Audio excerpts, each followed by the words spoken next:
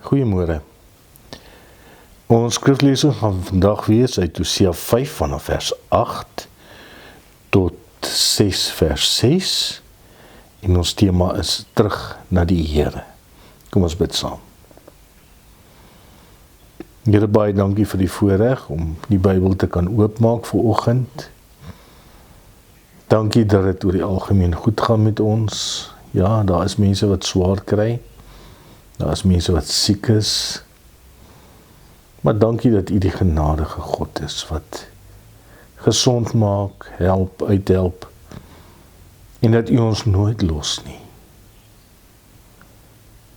Dankie vir U goedheid en dankie vir U woord wat ons nou uit kan lees. Amen. Hosea 5 vanaf vers 8. Oorlog tussen Efraim en Juda. Blaas die ramshoring in Gibea, die trompet in Rama, hef die kruisgeskreeu aan in Bet-Aven, agter jou is Benjamin. Efraim, jy gaan 'n woestynny word op die dag van straf onder die stamme van Israel, maar maak ek bekend wat betroubaar is. Die leiers van Juda het geword soos hulle wat grenslyne verlê. Oor hulle sal ek my gramskap uitstort soos water. Efraim is verdruk en die reg is verkrag, want hy was gretig om agter 'n nikswerd aan te loop. Maar ek is soos 'n abses vir Israel, soos verrotting vir die huis van Juda. Toe Efraim sy siekte bemerk en Juda sy sweer, het Efraim na Assirië gegaan, 'n afvaardiging na koning Jareb gestuur. Maar hy kan hulle nie gesond maak nie. Hy kan hulle nie van die sweer genees nie. Want ek is soos 'n leeu teenoor Efraim, soos 'n jong leeu teenoor die huis van Juda. Ek verskeur en stap weg. Ek dra weg terwyl niemand kan red nie. Ek gaan weer terug na my plek totdat hulle skuld bely en my teenwoordigheid opsoek en hulle nood sal na my soek. Kom, ons keer terug na die Here. Want hy is die een wat ons verskeur het, maar hy sal ons gesond maak. Hy het ons geslaan, maar hy sal ons wonde verbind. Hy sal ons na 2 dae lewend maak, op die 3de dag sal hy ons laat opstaan, sodat ons vir hom kan lewe.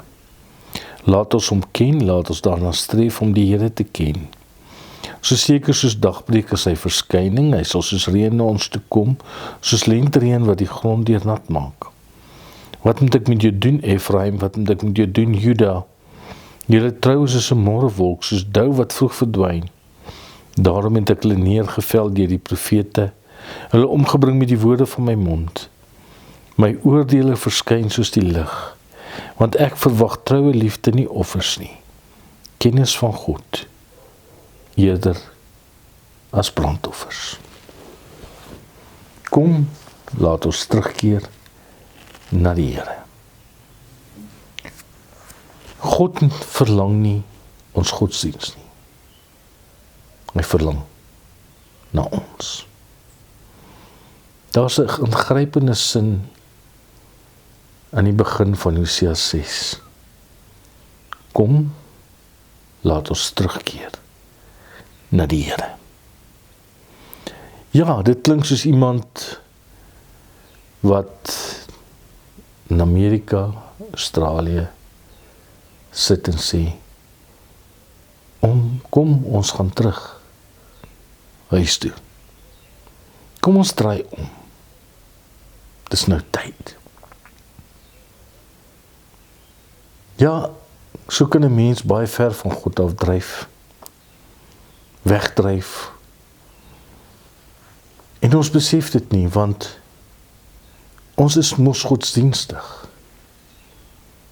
Ons gaan ons kerk toe, ons bid, ons ken ons Bybel, ons gebruik die regte woorde. Jy is dalk ook baie aktief in jou eie gemeente. Maar dalk het jou hart baie stadig van die Here af wegbeweeg. En dis presies wat met Juda en Hosea se tyd gebeur het. Hulle het nie eenvoudig net besluit, van vandag af glo ons nie meer in God nie. Nee. Hulle het met hulle godsdienstige aktiwiteite voortgegaan, maar hulle vertroue het geskuif Hulle harte het geskuif. Hulle loyaliteit het geskuif. En daarom kom die Here, God, deur Hosea met 'n harde, maar genadige woord. Kom terug. As ons kyk na Hosea 5, dan hoor ons van 'n noodsituasie. Noodsituasie is die ramshoring geblaas en die trompet geblaas. Blaas die ramshoring in Gibea, die trompet in Rama. Ja, 'n waarskuwing. Word wakker. Die gevaar is naby. En hoe moet hulle wakker word? Want Israel was 'n geruime tyd al geestelik kan nie slaap. Maar hulle het gedink alles is reg. Die ekonomie is mooi. Hulle godsdienstige feeste gaan voort. Offers word gebring. Maar kyk ons onder die oppervlak, dan sien ons dinge het lelik skeef begin loop. Want hulle het God nie meer werklik vertrou nie. Hulle het ander gode begin dien. En hulle het hulle veiligheid by politieke bondgenote gaan soek. Vers 10 gebruik Hosea 'n baie interessante beeld. Hy sê die leiers van Juda het geword soos mense wat grenslyne verskuif. Nou in die antieke wêreld was grensklippe baie belangrik. Dit het aangedui waar jou grond begin en eindig. Maar baie keer is daai klippies bietjie verskuif. Dit was bedrog. En later dan skuif jy dit bietjie en daai bietjie word 'n meter of meer. En stadig maar seker vat jy iets wat nie aan jou behoort nie. En dit gebeur ook baie keer geestelik. Ons verskuif God se grense. Nie noodwendig oornag nie, dit gebeur stadig. Dink maar hoe vier ons Sondag. Dink maar hoe laat ons seker goed toe, soos sport op Sondag.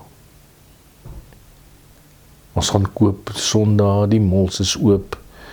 Dit is net om simpel voorbeelde te gebruik. Ja, wat ons vroeër sonde genoem het, noem ons later maar net, dis menslikheid. En uiteindelik begin ons besluit wat reg of verkeerd is. Jy sien, ons verwerp nie God nie.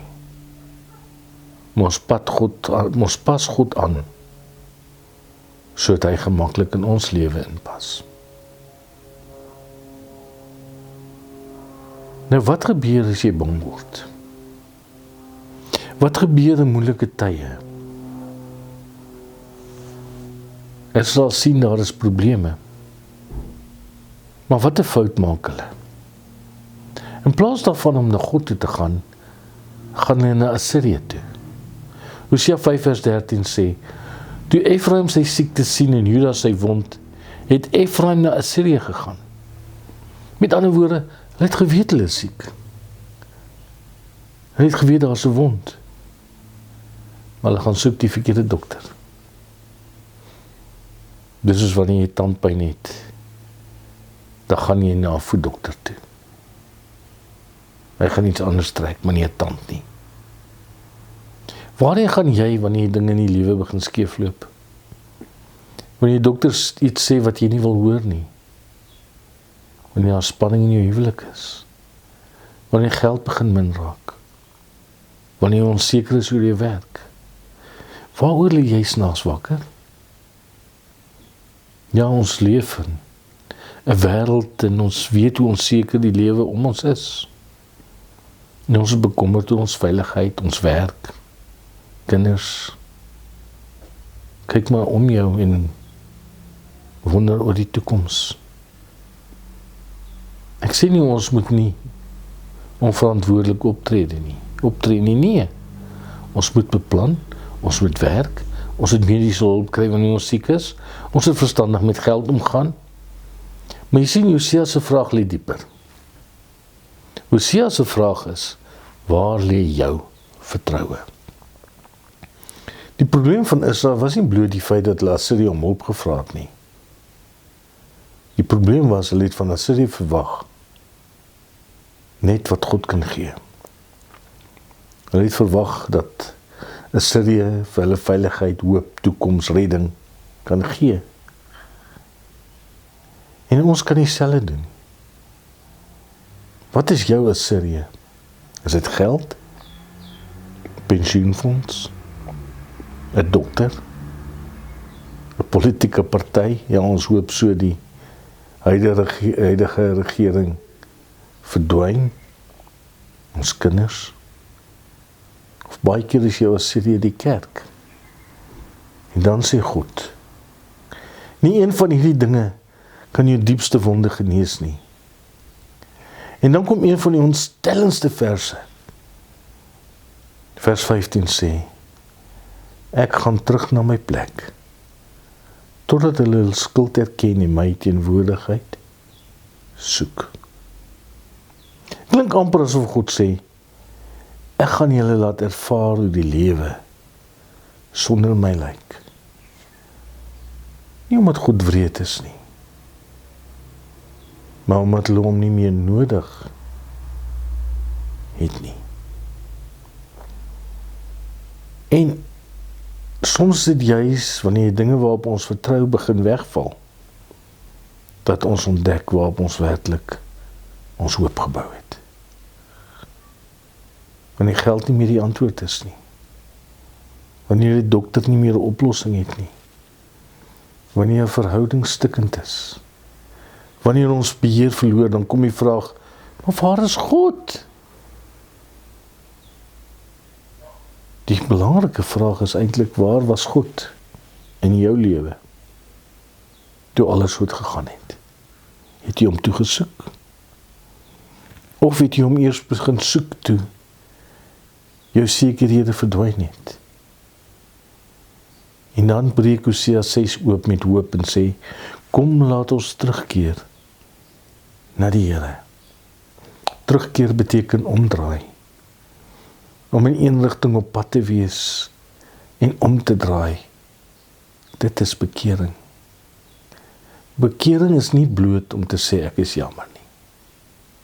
Baie mense dink dit is wat bekering is. Bekering is om van rigting te verander. Ek kan jammer wees oor wat my sonde aan my gedoen het, sonder om jammer te wees oor wat my sonde aan my verhouding met God gedoen het.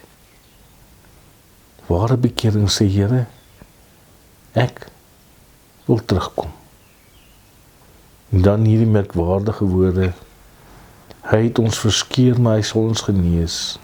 Hy het ons geslaan, maar hy sal ons verbind. Jy sien, dieselfde God wat hulle konfronteer is die God wat hulle genees. Dieselfde hand wat tugtig verbind die wond. Dit is God se hart. Sy oordeel is nooit sy laaste. God se doel is om te herstel. God wil jou verhouding met hom herstel. God wil altyd saam met jou wees. Jy sien, God wil jy ons moet vra, waarheen is my hart op pad? Het ek stadig van God begin wegdryf? Het ander dinge sy plek begin inneem? Het my geloof 'n gewoonte geword? Het ek geleer hoe om godsdienstig te lyk sonder om werklik naby God te leef? Dan is Hosea se boodskap vanoggend nie, probeer harder nie. Dus kom terug. Kom terug na die Here. Terug na genade. Terug na die kruis. Terug na die een wat jou die eerste lief gehad het. Mooiste ding van hierdie gedeelte is, God praat steeds met hulle. Ja, ons sien hier so hulle liefde het getaan, liefde het verdwyn soos dou in die oggende. Maar God kon stil gebly het. Hy kon hulle eenvoudig gelos het. Maar hy stuur Hosea om hulle te waarsku, om hulle te roep, om hulle te tugtig. Want hy verlang. Agter die harde woorde van Hosea klop die hart van 'n God wat sy mense wil terughê. En daardie hart van God sien ons op Golgotha. Daar waar Christus hang. Nie omdat ons offers genoeg was nie. Nie omdat ons godsdienst genoeg was nie. Nie omdat ons trou genoeg was nie. Maar omdat God getrou is.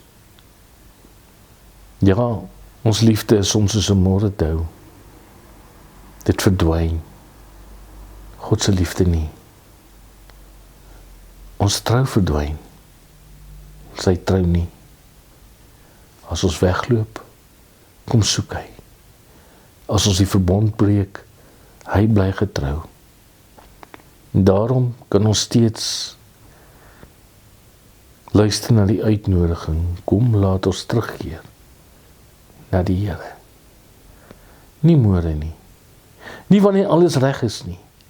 Nie wanneer jy eers 'n beter mens geword het nie. Kom soos jy is met jou vrae, jou mislukkings, met jou skuld, met jou vrese, met jou wonde.